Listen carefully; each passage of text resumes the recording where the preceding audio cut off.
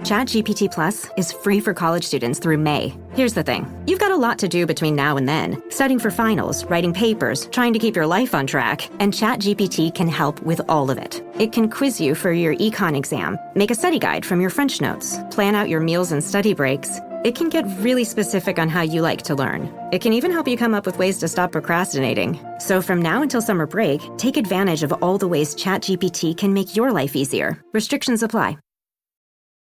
This episode is brought to you by Netflix. 3 couples, 4 vacations, a lot to unpack. Watch The 4 Seasons, a new series starring comedy favorites Tina Fey, Steve Carell, Will Forte, Coleman Domingo, and more in a hilarious and heartfelt love letter to long-term relationships. Based on the original Alan Alda film. Watch The 4 Seasons, May 1st, only on Netflix. We off? 30 seconds of carefree bliss. Oof, like wind in your hair carefree. Oh, like using Clorox Disinfecting All-Purpose Cleaner in the home carefree. Yes! Like dog slobbing on the coffee table and cleaning it with Clorox Carefree. He's on a roll now. Spit toothpaste on the faucet. You got it. You got it. Peanut butter on the light switch. Oh, spritz, spritz. Spritz, spritz. Clorox, man. Clean feels good. Okay, we're back. Use as directed.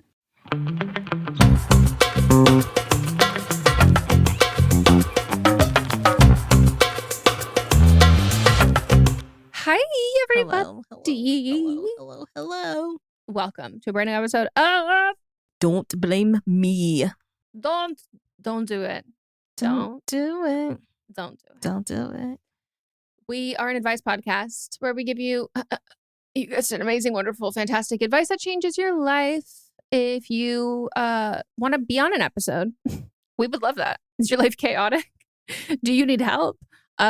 We are unlicensed, but we are incredibly nosy. So, And give us a call. experienced. No, we're deeply experienced. And we've learned a lot. The advice we gave at the beginning of the show is not what we give now. No. We learn things all the time. Constantly growing, evolving, changing, Mm-hmm. metamorphosis. Yeah, I recently learned that helium is also a finite source, which was Oh, yeah. blowing my fucking mind. We are not a science podcast, though sometimes science does come up. So if you want to call in for an episode, you can leave a voicemail at 310-694-0976. International listeners, you can send us an audio message at meghanpodcast@gmail.com. And you can also email us a written version, fill out the form that Melissa posts on our Instagram, and it is also linked in the show notes, as well as our bio on our socials. You can also write in via DM over on Instagram. So for the audio version, keep it under 3 minutes. That is a requirement. It will quite literally cut you off. We can only air 3 minutes, and not 3 minutes at a time. 3 minutes as a whole, one time. And then for the written versions, under 300 words. And we do ask that you write everything down ahead of time when you're going to record it. And then, practice a few times, make sure it's under 3 minutes, include all the info. But we need you to say how old you are. Mm-hmm. You have to be over 18. Mm-hmm. But we just need to know how old you are, specifically. Yeah, we're aging the show up. Yeah, we are. We can't. And we really, really respect when when people who just turned 18 are like, hey, I'm following you on the socials. I'm engaging with your content. I was listening. Because we can't stop you from listening when you're under 18. Mm-hmm, mm-hmm. But we're not going to encourage you as an underage person with this. And so as soon as when you just turn 18 and then you're like, I'm showing up to your Patreon, I'm doing all this. I was like, I love that. Thank you. Yeah, it does feel a little bit like malicious compliance, being like, so I did keep listening even though you told me this show wasn't for me. And I'm here and you can't get mad because I'm legally allowed. Yes. But I do think, we are helping them, but they know what not to do. Date somebody 10 years older than them. Yeah. And they use that advice to help their fellow young and peers. Shout out to Mari. That is we appreciate it. Mm-hmm. So it is all anonymous. You can use fake names for everyone, but just include all relevant information. And if you don't include relevant information, or I was like, you're including irrelevant information. No, but if you miss something that's kind of major, we will have to put the pieces together and infer. Right.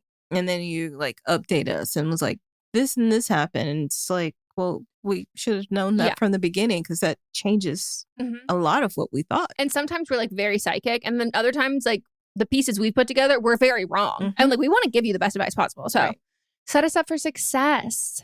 SUCCESS. I believe you.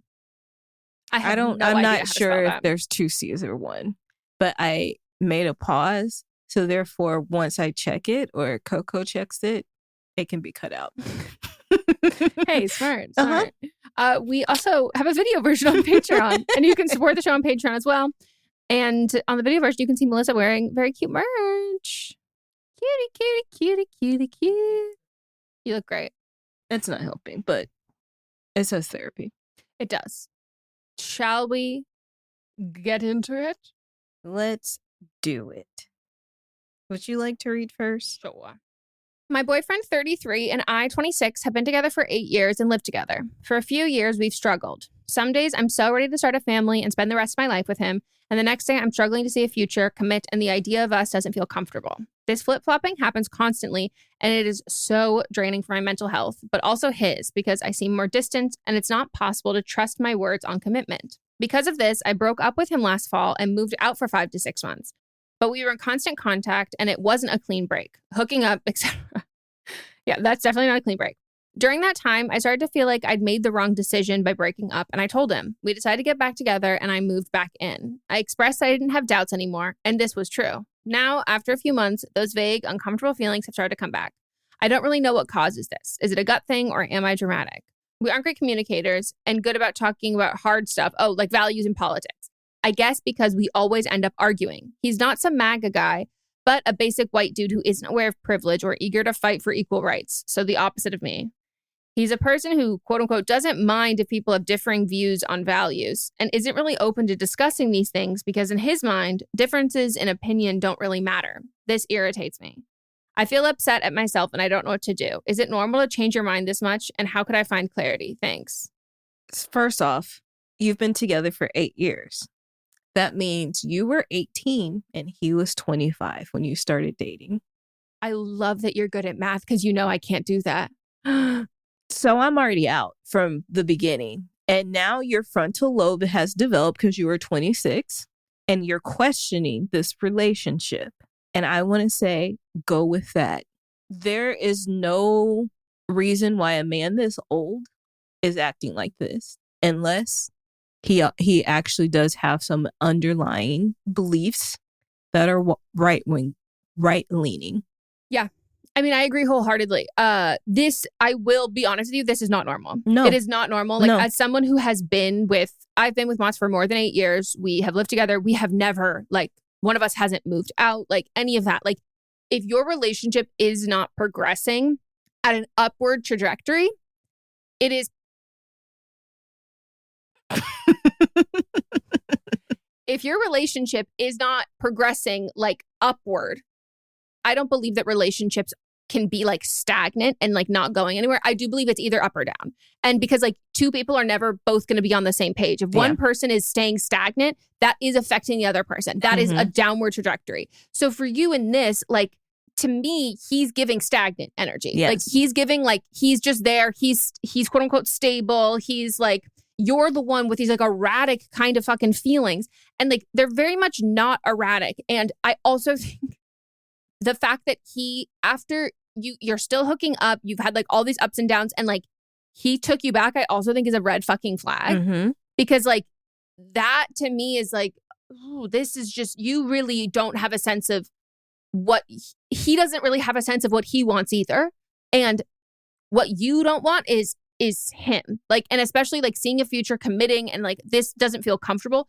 Those are not normal feelings to have this long into a relationship. And like Melissa said, you're 26. And I think in my head, and I don't think I said it wrong, but in my head, because you were together for 8 years, I think I merged you being 28. But no, specifically, your frontal lobe, quite literally just developed. And you're having these feelings of this. And for me, when I turned 26, I was oh, I'm this is, it was a sense of comfort, not a sense of turmoil or unreliability or stress or whatever. And this mentality that he has, and especially if you cannot argue or communicate, you should not be married, you should not have kids together, all of those things. And like Melissa said, he's I don't even think he's doing a very good job at hiding his values. He does have values, and he doesn't have an issue with your values. And I will say that every conservative or every guy who doesn't even necessarily claim to be conservative, who I know, who was okay, who's like, you know, I have my values, but like, I'm okay with your differing values. They weren't. They were not okay with it. They thought that they could change that. It's a challenge for them. Yeah. And especially with you being younger than him too, that plays a big factor in it, even if you can't see it now. And like when you have kids and like thinking all of that, like let's not give that to them. No, what do you mean? If no, but I'm just saying that like, yeah, not when. But I just think that like there are certain things that like don't come up and unless you have kids and you have those or you have to have those conversations ahead of time. And like people can have very strong feelings about something and like be very okay if you don't have you don't share those beliefs, but they are adamant that their kids do that. Yep. And like that could be that for me, like hard line. And like, because Mats is not religious. He like grew up Methodist. Lutheran. That's right. Yeah. But like, you know, like a kid in Colorado who's like, you know, and his like mom's not religious. So like, it was very much like, yeah, they went on holidays or whatever.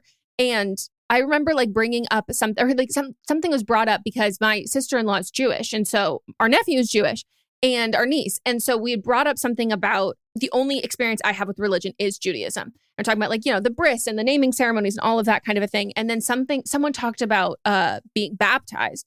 And I was like, oh, yeah, I don't even know anything about that. And Mom's like, oh, we'd probably get our kids baptized. And I was like, no. And he was like, oh, I guess, yeah, why would we get our... And I was like, but there are people who like, he's not religious, but like in his mind, automatically was like, well, kid, yeah, like, I mean, every kid gets baptized. And I was like, I wasn't baptized. Like, we're not religious. And he was like, oh, you're right. We actually, I don't know why I thought that. It was just because like, that's what I did. That was my childhood. But there are some people who...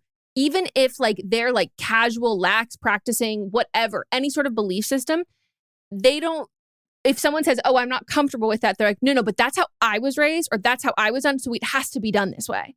And so like, I think in this instance, he can be fine with you having differing views, but unless you talk about those differing views and then you come together with an agreement of like how you see your future and your life going, you can't, I fundamentally believe you cannot be with someone long-term who has like different morals, values, belief system. Like, I just don't think you can. But also like y'all have been together 8 years and you're not great communicators and good about talking about the hard stuff. Then what's your relationship built on? You should be able, 8 years is a long time. And I understand this has been the person, I don't know if this is the only person, but this is the person that you've spent your whole adulthood with. You should be able to talk to him about anything he and should be everything. Great at talking about this because he's fucking 33. Right. So like, I don't have as high of an expectation for you because I think you're probably right. This is probably like the first, might even be the only serious relationship you've ever been in because you were so fucking young when you got together. But like on his end, he should be, if I think if there's going to be this like advocacy to like date older men, those older men need to be wonderful. They need to be done. They need to be completed. They need to be finished projects with a little bow on top. They need to be fantastic communicators. They need to have money, property, car, all of these fucking things. And like, but when they got together, he was 25. So like, no, he's never done that. He's never done it. And then he hasn't been held to a standard to be able to do it. No. And your gut is telling you to get out. That's why like, yes. It probably even feels like seasonally these things happen and politically it's just going to get worse. So like, I need you to break up with him. Do not hook up with him during this breakup. And I need you to see other people. I was going to say, I need you to break up with him and then I need you to sleep with somebody else immediately. And if it is because if you're like, oh, I can never get back with him because like I slept with somebody else after we broke up, I'm riddled with guilt. That's fine. Good. I need you to make a decision that means that you will not go back. If you're meant to be with him, which I don't think this is your guy, but if you were meant to be with him, breaking up and sleeping with someone else wouldn't be the deal breaker. True. And I think if you can think of something that he wouldn't take you back for, do that thing. But yeah, I also think like a lack of a backbone in someone in a relationship is a huge red flag because it's like, well, you don't have any strong convictions or feelings to anything whatsoever. Then I also think that like, if you can't stand up for an idea or belief system that you have or like your boundaries and your all of those things, how the fuck are you ever going to like stand up for me if we have something or our kids or anything like that? Like it just feels like I just find it such an unattractive quality of being like super wishy-washy or just like, oh, whatever. People can do what they want to do. Yeah. But yeah, because he's a fucking white man. A white man. Get out. Get out. Get the fuck out. All right, we're going to take a break. And when we get back, we'll get into another.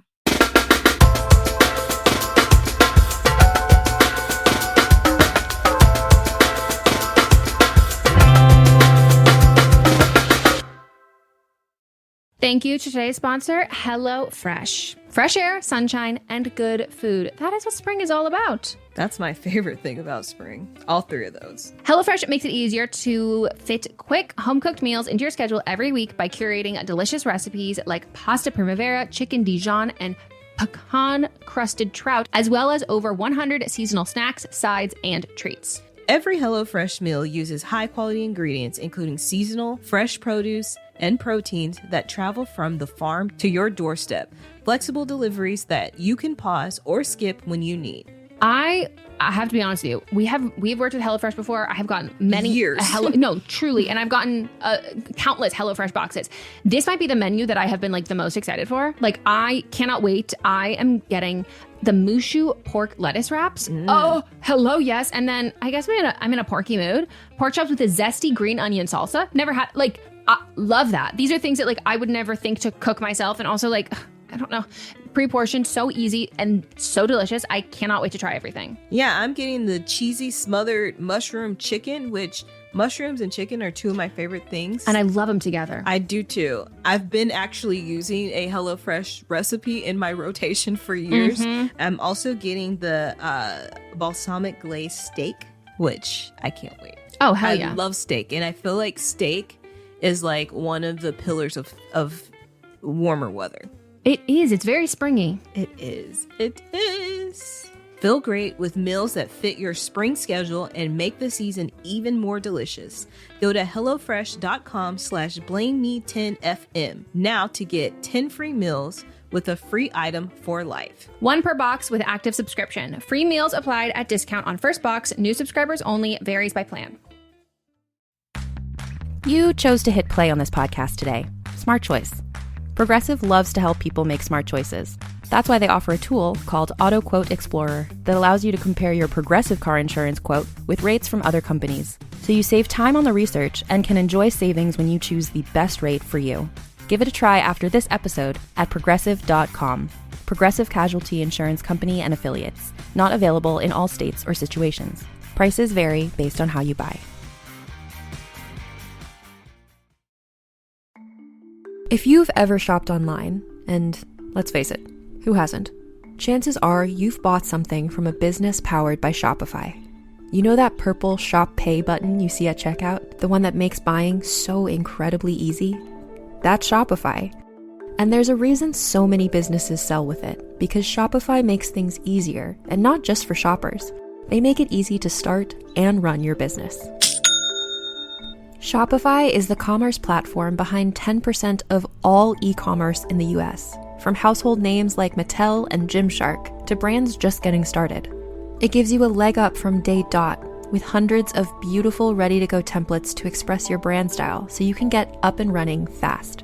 You can tackle your important tasks from inventory to payments to analytics and more, all in one place. You can also spread your brand's word with built-in marketing and email tools built for you to find and keep new customers. And remember that iconic purple Shop Pay button that's used by millions of businesses around the world? It's why Shopify has the best converting checkout on the planet.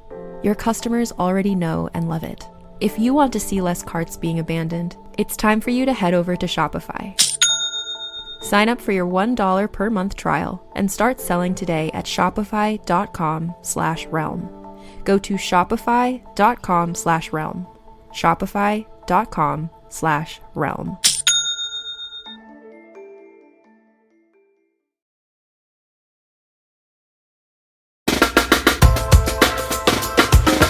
All right, we're back.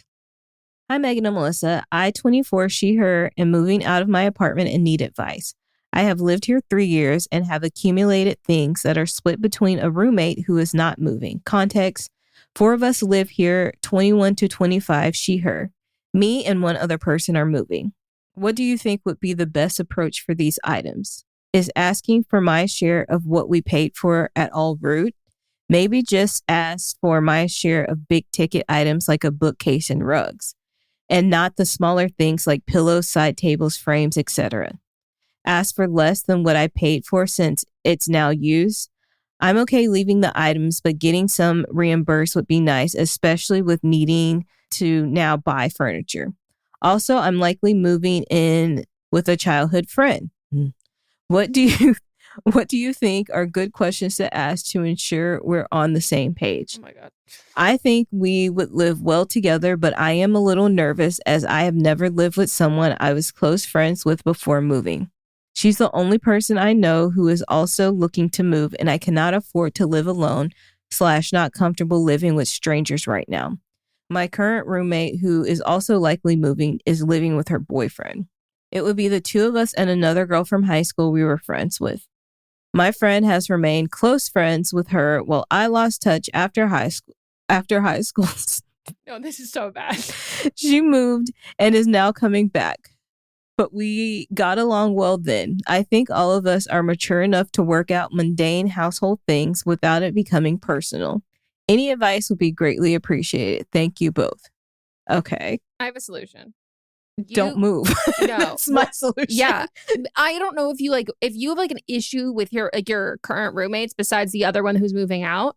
Like, you and your high school friend should live with your roommate who's moving out and her boyfriend, because you will hate living with a couple and therefore will not ruin your friendship with your high school friend. And then that is all ruined. That's also bad. Totally, and but I'm just don't want you to ruin your friend with your The couple also probably doesn't want them living with them. No, of course not. But okay, as far as the furniture goes, you bought the furniture for the apartment. So I'm in the camp. So did you all four split it? Is that the implication? And then also, like, if you all four split it and then it has depreciated in value since living here. I don't know how into the roommate isms that you purchase this, but I would just count that as a loss because it was bought for the apartment.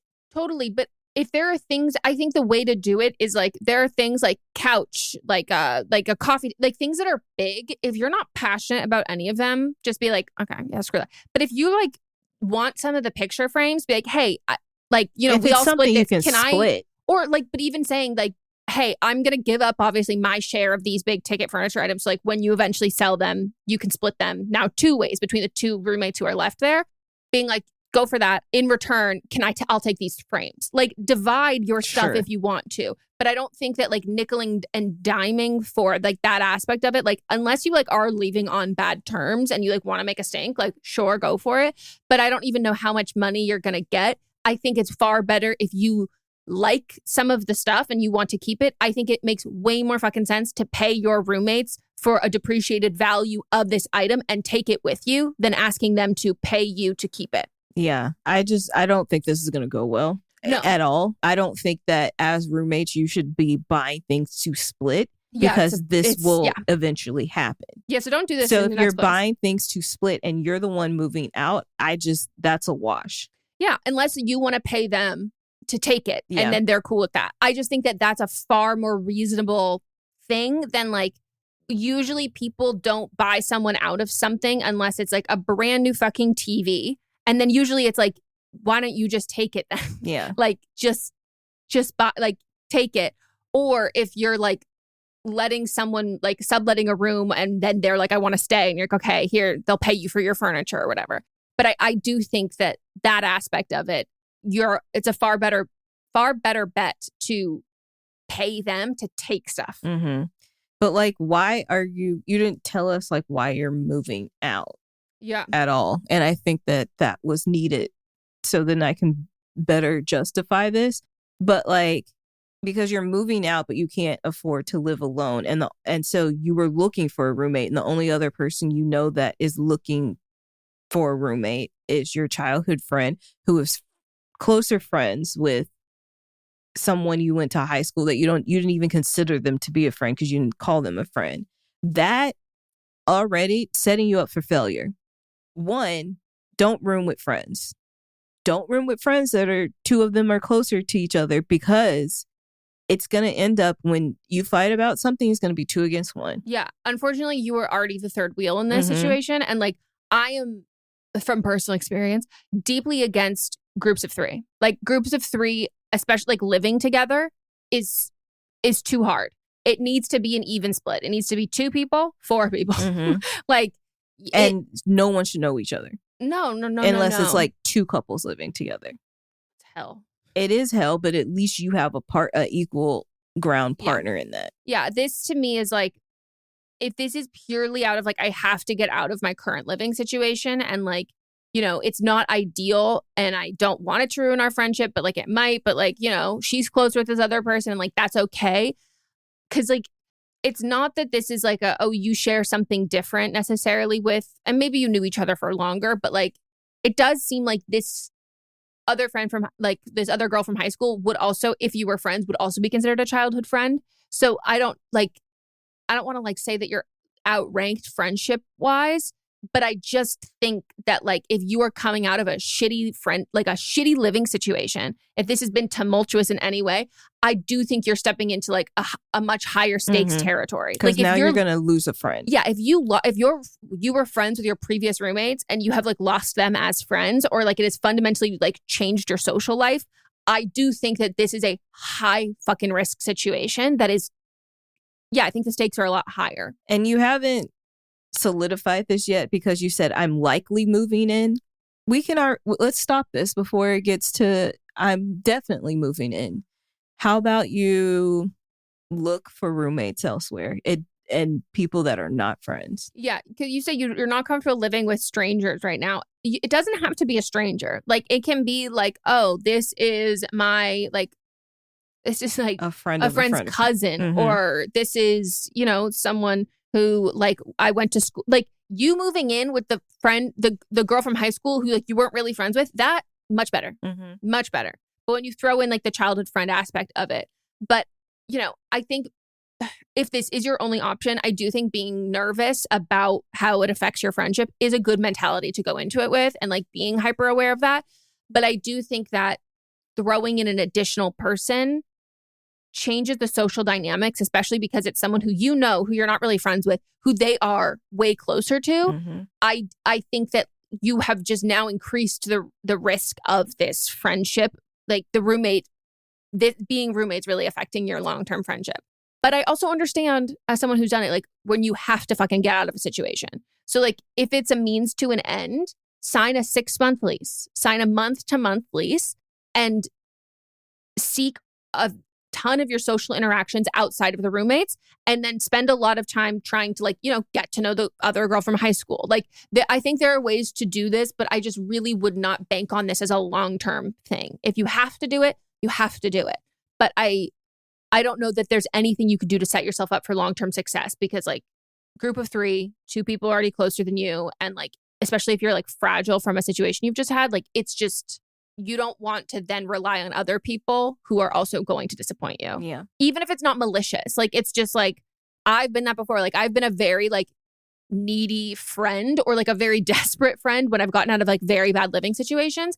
And like those friendships like did not last. And like there's sometimes some people are, I'm like, yeah, that was, my picker was bad. Like you were not a good person. I should have seen that. But there are other times being like, oh, we were in very different spots in our life. And like, if you had done what you did to me now, or like if you had shown up for me the way that you did then, I wouldn't have at this time, I wouldn't take that personally. It wouldn't feel like a slight, because like I'm not coming off of something really shitty. So yeah, this is more of a, I think, mitigating the cards you've been dealt. Questions to ask. I would look at your situation that you're coming out of and see, and everything that may have bothered you or you liked about the situation, write it down. And then those are things you can discuss with your friend and their friend. And then also like asking basic questions like, what time do you get up? What time do you go to sleep?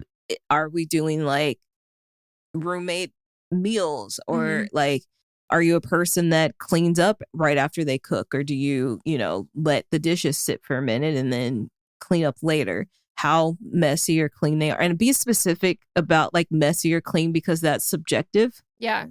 Are you tidy or are you dirty? Right. Because tidy to some people is dirty. Yep. So just write down everything about how you like to live and discuss it with them. Yeah, do it before you sign a lease and be like very candid about it. Like, don't do like the tiptoeing around or trying to like polite like niceties, being like, hey, so this like my last roommate situation dissolved because of X, Y, and Z. Like, I want to be super fucking straightforward. Right. Like, you know, like if any of them are single, being like, how often do you bring people home? Like, how often would you be cool with one? Like, just be so. And I think that is the only time where I think like if you want to live with a friend, especially like a childhood friend, then like you have to essentially prove why it's not like the other friendships. And you have to be able to be so fucking candid and like so not afraid of being judged and like so straightforward from the start because you actually have that repertoire there between you. So like you can use that to your advantage there. But I think if you're already kind of like, you know, trepidatious about that, that's like the only benefit of living with someone who you know really well. Right. Like, I don't want you in my room. Don't sit on my bed with outdoor clothes on. Don't sit on my bed, period. No, we're not borrowing clothes. If you borrow my clothes without asking, I do think I am entitled to slap you across the face. Yes. I do not want to see a naked man walking around at any time. I don't want to hear you moaning. Things like that. Yeah. Have you ever taken a trip with this friend? Because like there are like any of my close friends, I would know what it's like to live with them on like a surface level. Do you know what I mean? Yeah. And like, I would be curious about that aspect. And that's how you think you know that you would live well together. But you have to figure out about the other third person too. Because if two people live really well together in the same way and the third person doesn't, then it suddenly becomes like, oh, you've been overrided, which is like not fair. Right. But best of luck. Roommate stuff is a headache. All right. We're going to take a break. When we get back, we'll get into the next one.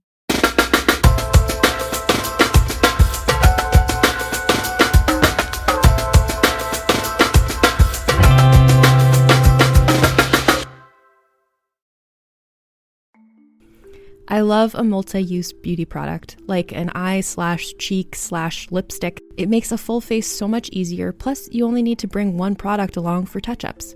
And whether you're all about simple mascara and gloss, or you love to play with bold shapes and colors, you gotta have that trusty favorite you turn to for every look. Thrive Cosmetics makes certified 100% vegan and cruelty-free products you can depend on for everything from simple daily wear to show-stopping self-expression. And it's all made with clean, skin-loving ingredients, high-performance and trademarked formulas, and uncompromising standards. And Thrive Cosmetics is beauty that gives back. For every product purchased, they make a donation towards 8 major causes, including social justice organizations and those impacted by cancer and homelessness. It feels good knowing that when I purchase a product, I'm also able to give back to causes that matter to me. And one product I love from Thrive Cosmetics is the Brilliant Eye Brightener. Like I said, I love a product that can have multiple uses, and the Brilliant Eye Brightener is just that. It's an eyeshadow and highlighter stick that's super blendable, and I'm slowly but surely stocking up on the 31 shades that it comes in. Try your new trusty favorites with an exclusive set for our listeners. New customers can get the Liquid Lash Extensions Mascara and a mini-sized Brilliant Eye Brightener at a special set price with free shipping available at thrivecosmetics.com/thrive. Or save more with 20% off your first order at thrivecosmetics.com/thrive. That's Thrive Cosmetics, CAUSEMETICS.com/thrive for 20% off your first order. The #1 selling product of its kind with over 20 years of research and innovation. Botox Cosmetic, onabotulinum toxin A, is a prescription medicine used to temporarily make moderate to severe frown lines, crow's feet, and forehead lines look better in adults. Effects of Botox Cosmetic may spread hours to weeks after injection, causing serious symptoms. Alert your doctor right away as difficulty swallowing, speaking, breathing, eye problems, or muscle weakness may be a sign of a life-threatening condition. Patients with these conditions before injection are at highest risk. Don't receive Botox Cosmetic if you have a skin infection. Side effects may include allergic reactions, injection site pain, headache, eyebrow and eyelid drooping, and eyelid swelling. Allergic reactions can include rash, welts, asthma symptoms, and dizziness. Tell your doctor about medical history, muscle or nerve conditions including ALS or Lou Gehrig's disease, myasthenia gravis, or Lambert-Eaton syndrome and medications, including botulinum toxins, as these may increase the risk of serious side effects. For full safety information, visit BotoxCosmetic.com or call 877-351-0300. See for yourself at BotoxCosmetic.com. Halliday presents, in the red corner, the undisputed, undefeated Weed Whacker Guy. champion of hurling grass and pollen everywhere. And in the blue corner, the challenger, extra strength Saturday. Eye drops that work all day to prevent the release of histamines that cause itchy allergy eyes. And the winner by knockout is Saturday. Saturday, bring it on.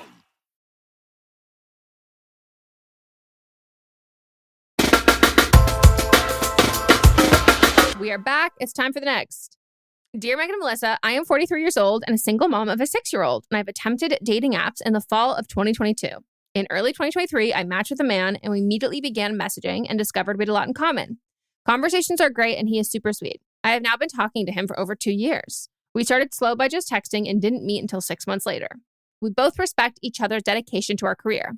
However, I'm at a place of wanting more. We don't get to see each other very often, and it feels like long distance. We check in weekly, and the chemistry is there, but we've never had sex. Sorry. That was so not where I thought. I didn't know that. Wow. I know he's attracted to me, but he will not initiate any intimacy other than kissing and hugging. Recently, he asked me if this was just a physical attraction for me. I asked him to answer first, and to be honest, he said, well, we get along really well. I agreed. I also said I feel an emotional connection with him too. He answered, that makes it ever better.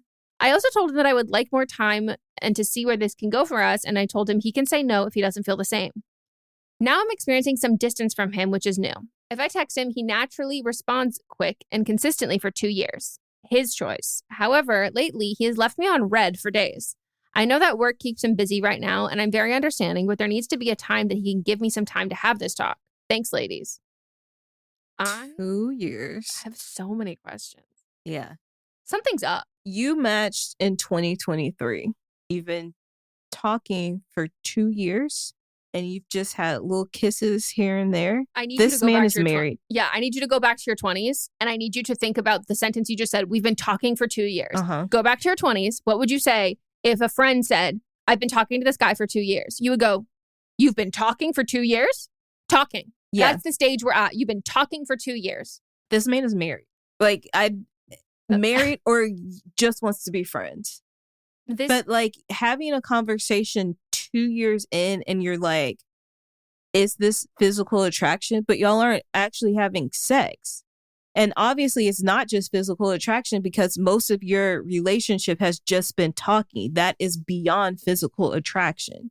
No, to me, it sounds like he's a supremely religious man who is like, are you just like a horny Jezebel who just wants me for my body? And it's like, first of all, you haven't given me the body. So I have been here for 2 years. Yeah, no, this is like supremely weird to me. I think he's married. I think you're someone that's a good conversationalist, that they don't have to talk to their wife about certain things. And then they're not actually crossing the line because they're not having sex with you. So it's not really cheating, is it? In his mind? Yeah, does he have kids? Like, what do you know about him? Send us his name so we can stalk his social media. Everything. Even if you think, like, I found everything, we can find more. Yes. I promise you. Yeah, this to me feels odd. Have you ever been to his place? That was my next question, because I think, like, does he have pictures? Yeah, I could see the married thing, but like I could also see emotionally stunted, very religious man who like lives with his parents and like does not have the social like skills or have the like until dating and like, or maybe like was really raised by like very hovering parents, and so the only social and wasn't allowed to go to like anything along the lines of like, because to me this is very much a friendship. Like, and so I'm like, why is he using a dating app for friends and then keeping it under the guise of like dating and like pretending that it's about, do you know what I mean? Like, you can make friends, but like, why is he not making friends? Maybe if he was in his 20s. I don't know how old he is, but you're in your 40s. So I don't think that's still something that somebody in their 40s is that's what I'm confused about. That like, and I'm not saying that he's like not straight, but like this to me is someone who like clearly is not looking for anything romantic, and then went on a platform that is used to find romantic connection, and then is also like kind of worried that you want to be physical with him. And like seemingly the vibe he's giving off is like worried that like, oh, that this is feeling romantic. And like, I just want to make sure we're friends. And it's like, but you're not. Like it's just like his words are like so not matching his actions, or even just the actions aren't matching. Like, you signed up for a dating app. We've been talking, we kiss and we hug, but there's like no other aspect of this. And then you're also worried that I just want you because I'm attracted to you. If y'all have been together for 1 year and you were still just talking, I would be like, it's time to lock this down if this is somebody you want to be with. But 2 years and you haven't even fucked? And no. You check in weekly. Does that mean texting or does that mean seeing him weekly?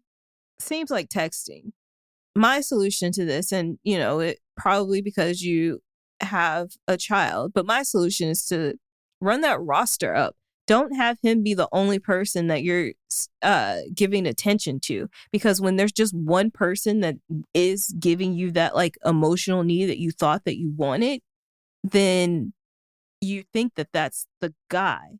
But I think if you added a couple more to that roster, then you would be able to see that like you can get emotional support from somebody else, but also physical support. Yeah.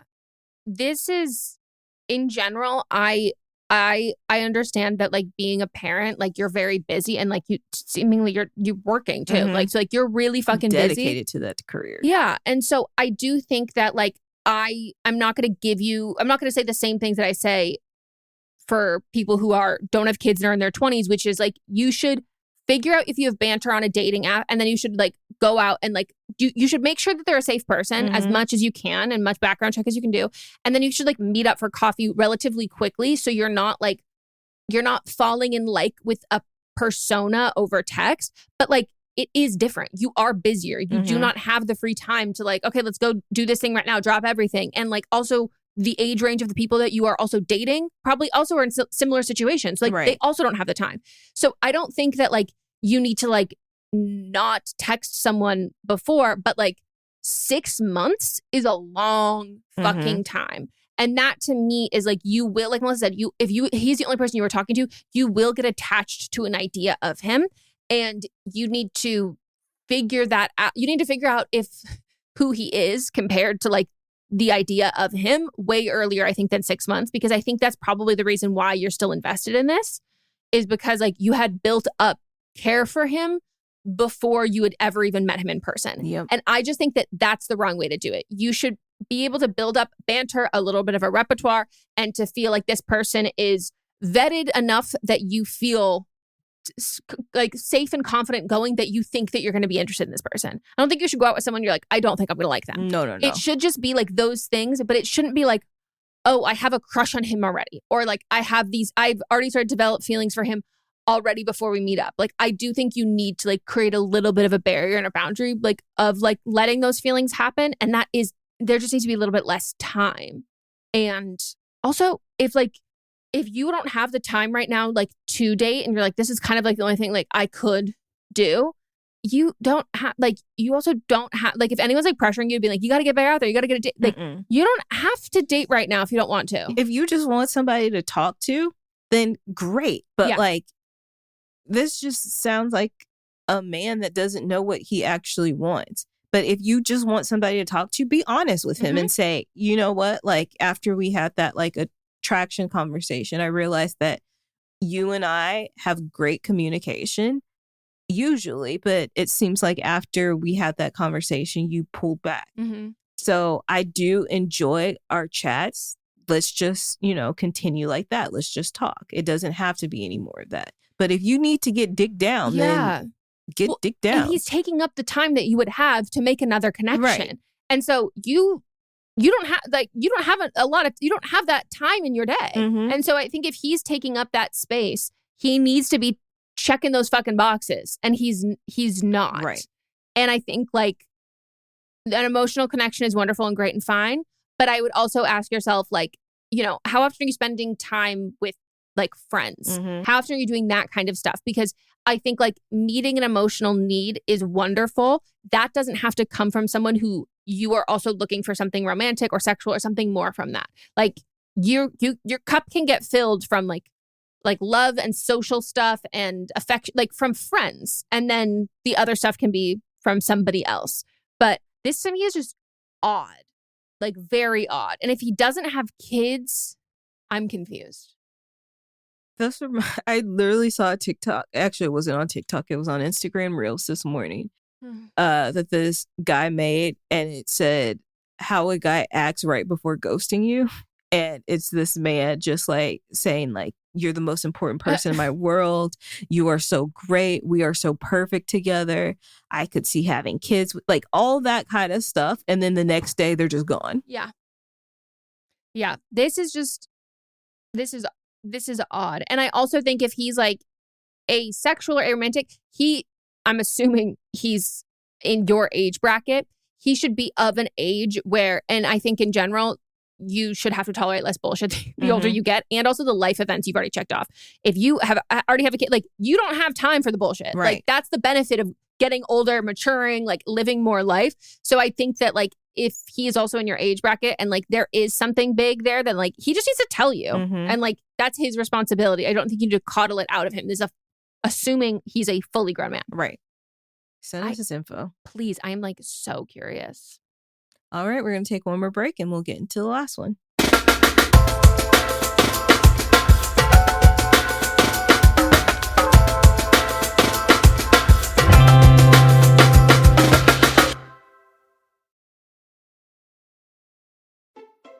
Shopping is hard. I can never find anything in my size. I don't even know my size. I buy my clothes the same place I buy my groceries. There's a better way.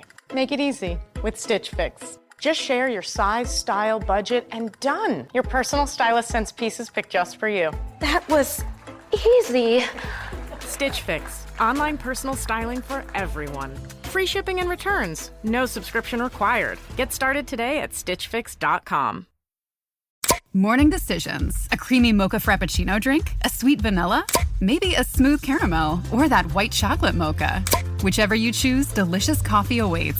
Start your day with bottled Starbucks Frappuccino drinks. Pick up a bottle near you wherever you buy your groceries. At Sephora, we've got what you want because you're obsessed with your skin and we're obsessed with what it needs. Sephora has the best products to help you get beautiful, glowing, radiant skin. With an extensive, inclusive range of results-driven formulas and in-store beauty advisors to help you find exactly which are right for you, the best skincare is only at Sephora. Sephora, for all your skincare.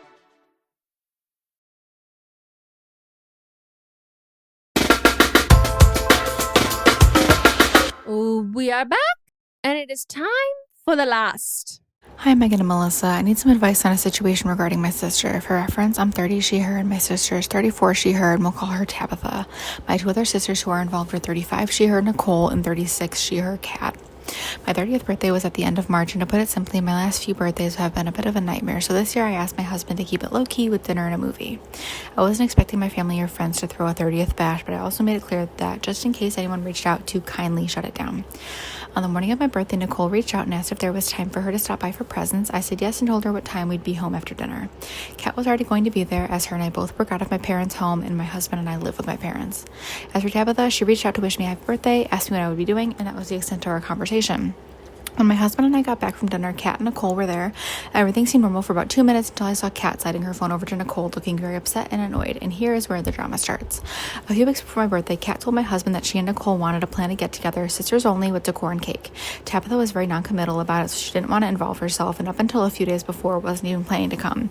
My husband okayed it, told him to keep it low-key, citing my anxiety, and well, the night before my birthday, I was having a rough time anxiety-wise, and Kat knew this and apparently decided to cancel it all, not wanting to put any extra stress on the day. Fast forward to the day of Nicole reaching out on her own, as stated, and she asked me if she could stop by. She did this hoping that I would say yes because she had already purchased a cake. Back to the phone. 2 minutes after we walked in the door, Kat got a text message from Tabitha that said, I was going to leave a present on the porch, but when I drove by, I saw all your cars. If you didn't want me there, you should have just told me that. Kat quickly texted her back, told her it was a misunderstanding and to come inside, but she ignored her. I called Tabitha later that night to clear up the confusion, to let her know Nicole texted me on her own and that Kat didn't know she would be there and that there was no secret party, but she didn't answer. I figured I'd give her space, even though I was feeling upset because it seemed like I was being punished for something I was unaware of. A few days passed and she posted about being in the hospital on Instagram. I immediately reached out to her, but she left me unseen.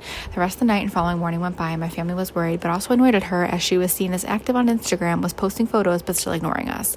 Nicole reached out hoping if she explained the situation from her end, it would help, and that's when Tabitha responded saying, everyone always leaves me out of things and never texts me outside of the group chat. You all have each other, but I have nobody. And to make a few things clear, she was constantly complaining that we texted too much in our sister group chat because it blows up her phone. She also never commits to any plans, hardly attends any family gatherings, and she constantly talks about how she hates texting and calling and only wants to talk to people in person. When my dad tried to talk to her, she said she wanted space. I reached out letting her know if she needed space from me, I'd respect that, and I hope she would reach out when she's ready so we could talk about it. It's been a month since this all happened, and I've been wanting to reach out because I hate when things fester, but I don't know what to do. I also noticed that she made me unfollow her on Instagram. There have been many one-off issues the last 2 years, and our relationship has been very one-sided as she only calls me once a month to complain about work for hours at a time. But she's my sister, and since I dealt with the strange siblings in the past, I don't want to make a wrong move. What would you guys do? I need advice on how to navigate this mess. One, I appreciate that you wrote this all down. I appreciate the speed. You practice, and you were like, I'm getting in this in 3 minutes. Mm-hmm. All the details, wonderful. 252. Like, yeah. Icon. Also, yes. like the ages, the names, like all of that. Yes. Like, and by the way, I didn't realize it until this moment. When you pick a unique name that is a name that I have like heard of, that like is also age appropriate. Like I remember Tabitha. Like when you like, if you give us an update at any point, I'm like, sister Tabitha. We've got a Nicole. We've got a Tabitha. And we've got a Kat. Like I just those were. You painted a very good picture. I feel like I can see it really clearly. I even can picture your parents' home and like the dining room table. It's a lacquered cherry wood in my mind. As a sister, a person that has two sisters, this is telling. I don't think she was ever actually in the hospital. She posted that to get attention. And you gave it to her. And also, like, you never even say what she was in the hospital for. No. So, like, clearly she wasn't serious because I also agree. I also kind of don't think she was in the hospital. She didn't tell anybody else in the family. And then she was just going on was posting. She getting, like, a work drug test? Posting as usual. Was it on close friends? And in that case, I bet you were the only person listed in the close friends. And then she blocked, and then she unfollowed you. Here's the thing.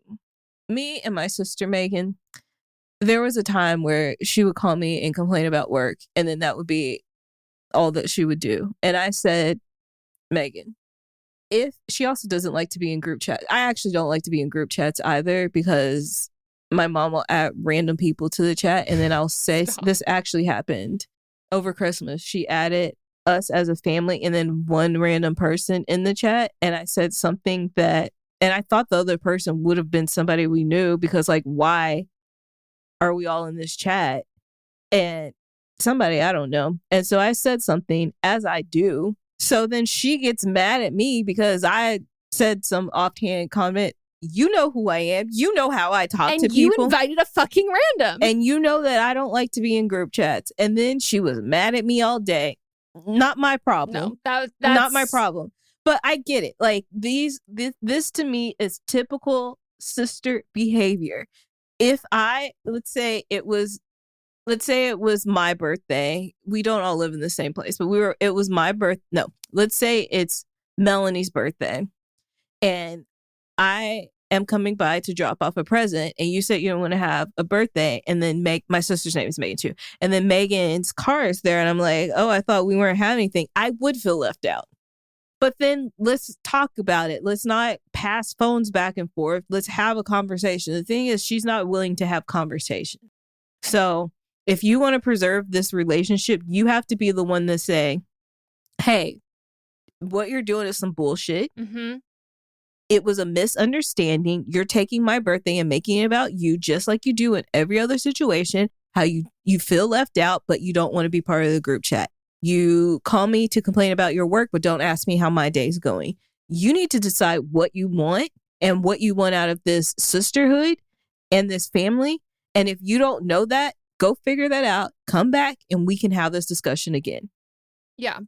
I think like being as straightforward and honest, like she sounds miserable. She sounds like she's like been deeply unhappy. And I'd be like, hey, I love you. This is so truly not that deep. And I understand that, like, I don't think you're faking how you feel about this. I think this really hurt your feelings. And like, that is totally valid. But like, I think that like the fact that you can't recognize that you don't want to be in group chats, you think that we talk too much in group chats, that there is a very reasonable explanation for this. We've given this to you and you've chosen to still be upset. the only time you call me once a month to complain about work for hours, it feels like I understand that like we can't all choose the mental headspace that we're in, but like as your sister who loves you, you've been like really fucking miserable for the last like, and you said 2 years you've had this, it's been like a very one-sided relationship, like for the last 2 years. And it's like, and I want better for you. Like I want you to be happy. I want things that you love. And like, I don't want this to affect our friendship and our relationship. Like, how can I help you out? Like, I think like if you're going through something, like that's totally like, we all have that. Like I've been through some shit, you've been through, and we don't always tell our family, like any of that stuff. But like, what's going on? Because I think like the fact that you are pushing all of us away now, these people who like really care about you, when we know that like you're having a really hard time at work and all these other things, it feels like you are just pushing the last people who you have away. And like, I don't want to be pushed away. You can try and push me away. I'm not fucking going anywhere. But like, how can like, I want us to move forward on this. So like, if you need to be mad at me, then like, okay, be mad at me. And like, we'll take a fucking break and like, I'll still be here. Go for it. Be mad at me. But it's like, if you're like really anxious or like you're feeling like really heightened emotions, you're really depressed, like I'll give you the number of my psychiatrist. Like they're great. Like just being like so candid. Like I've had, and I don't have siblings like this, but like I've had like friends who are like, hey, like I love you to death. You need something to calm you down. Mm-hmm. And like, here's my, like, literally, like, my friends, we've all, like, referred our, like, to different psychiatrists being like, here, check this out, or whatever. Like, hey, you need to go to a therapist. Like, I love you, but, like, you're not doing well. And, like, I can see that.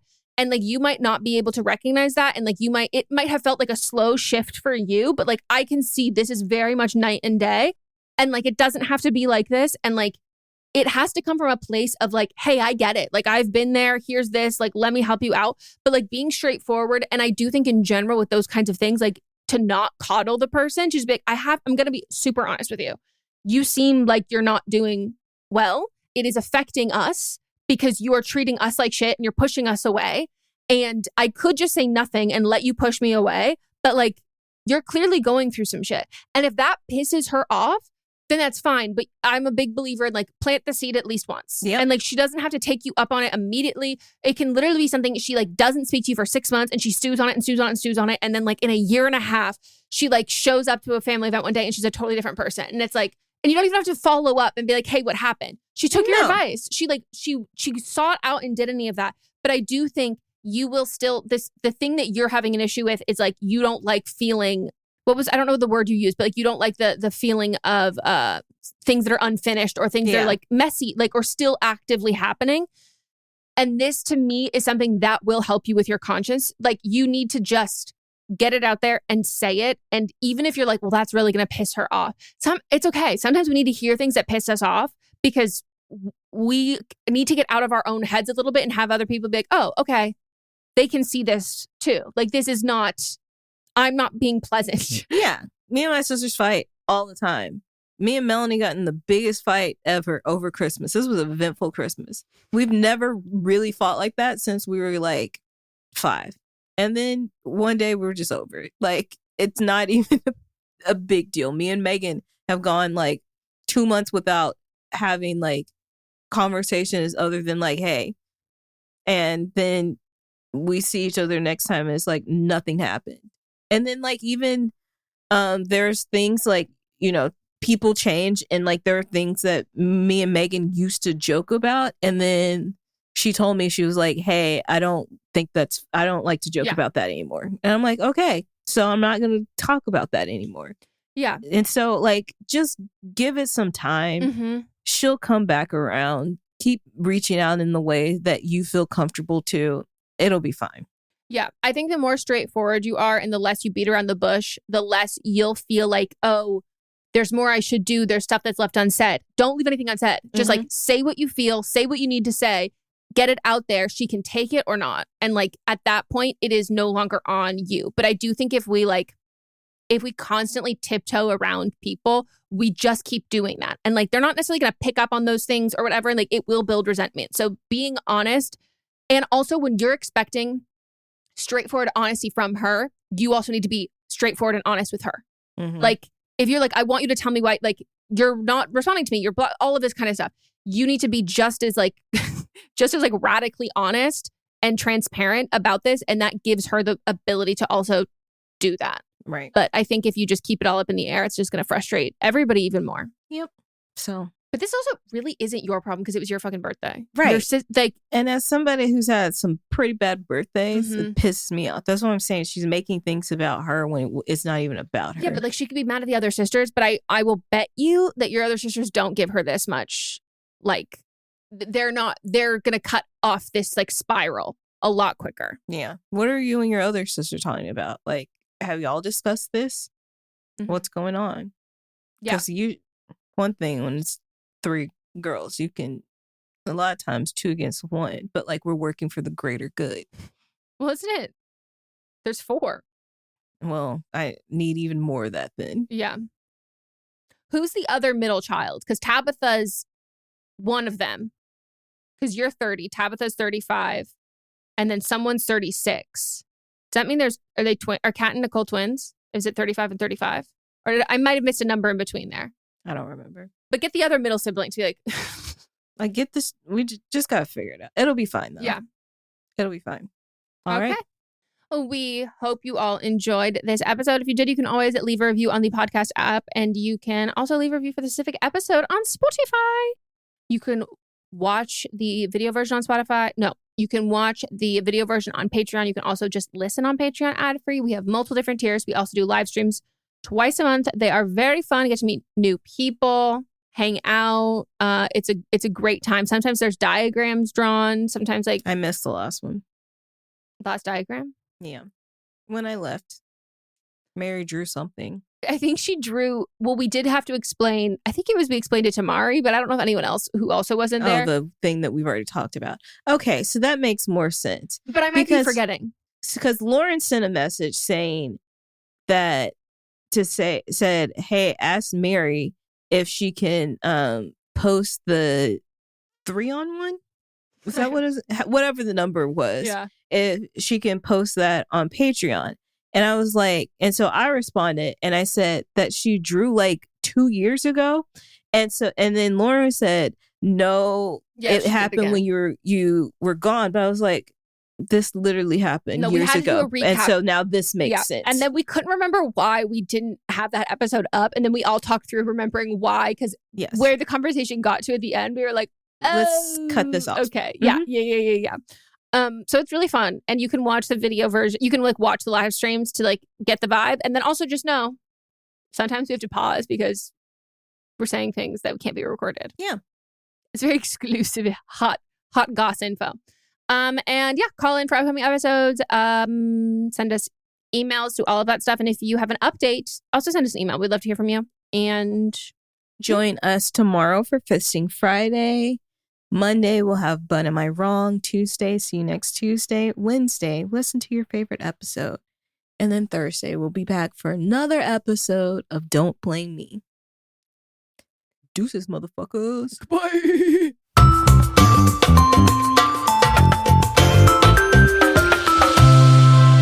This is a Sister Sign production hosted by me, Megan Rinks. And me, Melissa D. Montz, plus Diamond Imprint Productions. Post-production by Coco Lorenz. Production assistance by Melanie D. Watson. And music by Ryan Hunter and Giacomo Picasso. Can you actually change your personality if you want to? How does peer pressure work, and why is it so powerful? Should you ever really trust your gut when you make a big decision? These are just a few of the topics we've recently covered on my podcast, Something You Should Know. I'm the host, Mike Carruthers, and each episode of Something You Should Know covers multiple topics that are likely relevant to you. You'll discover things you can use in your life today, right now, like how to have a great conversation, how to be more courageous, the anatomy of the perfect apology, and much, much more. To date, there are over 1,000 episodes of Something You Should Know, and we've gotten over 4,000 mostly 5-star reviews. I invite you to check out Something You Should Know. Look for the bright yellow light bulb on the blue background. Something You Should Know, wherever you listen to podcasts. I'm Amy Nicholson, the film critic for the LA Times. And I'm Paul Scheer, an actor, writer, and director. You might know me from The League, Veep, or my non-eligible for Academy Award role in Twisters. We love movies, and we come at them from different perspectives. Yeah, like Amy thinks that, Joe Pesci was miscast in Goodfellas, and I don't. He's too old. Let's not forget that Paul thinks that Dune 2 is overrated. It is. Anyway, despite this, we come together to host Unspooled, a podcast where we talk about good movies, critical hits, fan favorites, must-sees, and in case you missed them. We're talking Parasite to Home Alone. From Grease to The Dark Knight. We've done deep dives on popcorn flicks. We've talked about why Independence Day deserves a second look. And we've talked about horror movies, some that you've never even heard of, like Ganja and Hess. So if you love movies like we do, come along on our cinematic adventure. Listen to Unspooled wherever you get your podcasts. And don't forget to hit the follow button.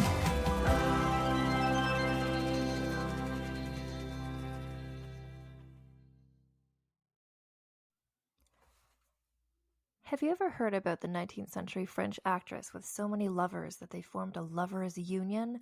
Or what about the Aboriginal Australian bandit who faked going into labor just to escape the police, which she did escape from them. It was a great plan. How about the French queen who murdered her rival with poison gloves? I'm Ann Foster, host of the feminist women's history comedy podcast, Vulgar History. Every week I share the saga of a woman from history whose story you probably didn't already know, and you will never forget after you hear it. Sometimes we re-examine well-known people like Cleopatra or Pocahontas, sharing the truth behind their legends. Sometimes we look at the scandalous women you'll never find in a history textbook. Listen to Vulgar History wherever you get podcasts.